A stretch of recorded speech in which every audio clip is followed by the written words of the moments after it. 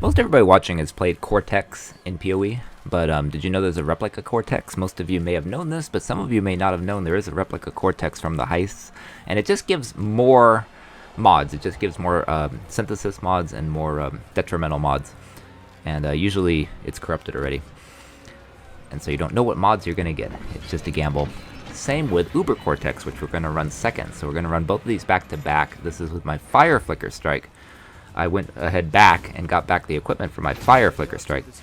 This league I ran both Fire and Chaos Flicker Strikes as experiments because I had previously run Cold Flicker Strike and Lightning Flicker Strike. Lightning Flicker Strike is probably still the best version because you get natural shock and you can use volatility to really scale your damage. I have not done a physical or strength stacking Flicker Strike yet. The Chaos version did not use strength stacking or original sins. It did not use the special shoes that give basically chaos damage to attacks relating to strength stacking. But this here, I'll put the POB. I'll put the POB down below. This is the Fire version. I got it back.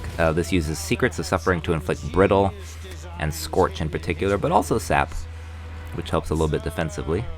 It doesn't have quite as much block chance as the Lightning version, but it does have 4,000 life plus.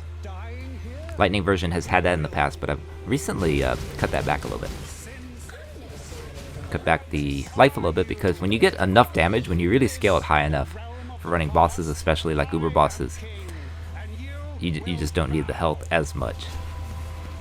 Now one thing I'll say about any Cortex fight, Cortex, Replica Cortex like this, or Uber Cortex, this portal phase, I do flask control, meaning I only drink, if I need to, life flask. So unless you're running a Mage Blood, I don't drink any of my ancillary flasks during this phase because it's not that hard. I save it for the boss phase. And you can see, all in all, this is really doesn't look all that challenging, but I do have a pretty good setup going. Again, I'll put the POV below, but it's the same. I have a video from earlier in the league. The first build I made this league, Settlers, was Static Strike. I converted it to a Fire Flicker Strike. I then sold most of that gear to a friend at a decent price.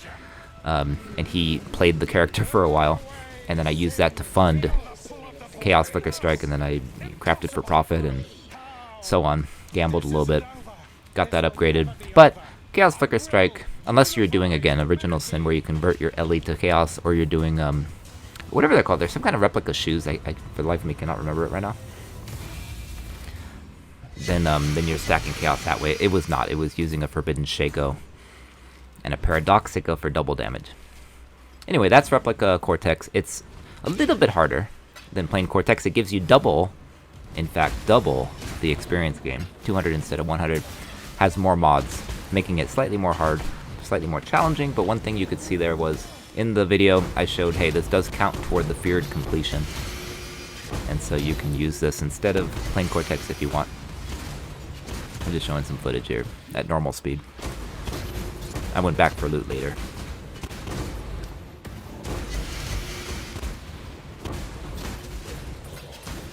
I can't do this just yet. I just kind of kept the recording going because I was like, you know, if I get a good drop or something. Unfortunately with Cortexes, you don't get that much when it comes to drops. Back in the day, way back in the day, you could get more synthesis items. Those really don't fall like at all. Hardly. They can fall here, but they're significantly less common. And also recently they changed a little bit when it comes to like Uber Cortex. You used to be able to always get a 3 implicit synthesis item, and you could just roll for that. You could just farm them, but now it's now it does not do that anymore. So that's what I'm going to show here is the Uber Cortex, and it now requires 5 of these fragments. You cannot alchem anymore, so you cannot up the quant and effect, you know, basically quant and rarity. You're not going to get the quant and rarity you used to. And also the final boss drop, in the old days you used your Atlas. I'm just kind of showing here, you don't know what you're going to get either. It's random. But yeah, in the old days you could use your Atlas to force on Uber Cortex. Now what did that mean? It meant, of course, you could run Cortex or Replica Cortex. I don't think a lot of people did this, but you could run Replica Cortex as an Uber back in the day because it was based on the Atlas. That is no more. This is now a plain Cortex, but it's Uberized. And so, the one key note besides the random mods is, of course, 70% less damage taken by monsters. Makes it quite a bit more challenging, and this is more challenging than Replica Cortex, big time. But I happen to have a decent build, so it doesn't look as bad as it is. There are some builds that feel the pain on this, but you know, the best defense is a good offense. The second best defense is good armor, you know. So, I throw that there, but I don't need it. These are both deathless. But you'll see the difference here. There's a few differences on Uber Cortex in particular. You're going to fight Venerius and one of his machines simultaneously every round, as opposed to one or the other. In regular Cortex or Replica Cortex, they alternate. Now, the final drop is an exclusive Uber drop, just like all the Uber fragments nowadays. It's exclusives, right? Now, by the way, you see the beam, you see the triangle, get out of the way. That's just common sense, right? I always like to have a movement skill like Dash or Frostblink for that purpose. See, walked out of the way, because I could have wailed on him a little bit longer. I just was being cautious.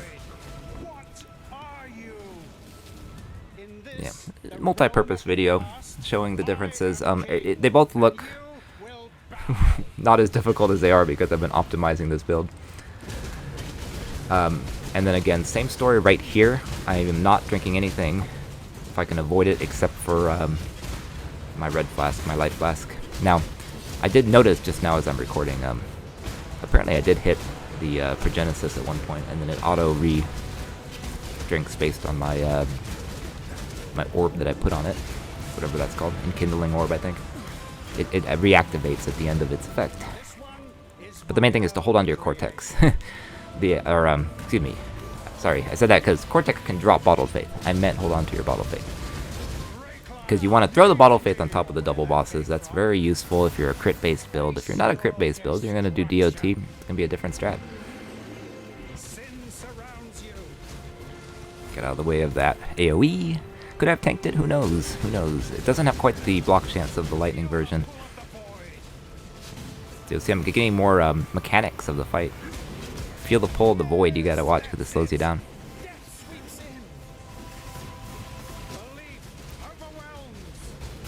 And yeah, this is when it's nice having 4K life, because as you can see, I hung on indeed. And I also have 20% cooling strike, so there it goes.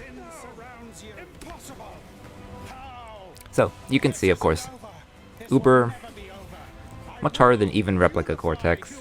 Both, you don't know what you're gonna get as far as mods, as opposed to normal Cortex.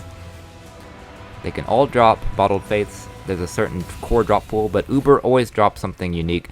And here it's this one. It's this Magistrate Crown, and it is of course Mask of the Tribunal, exclusive drop.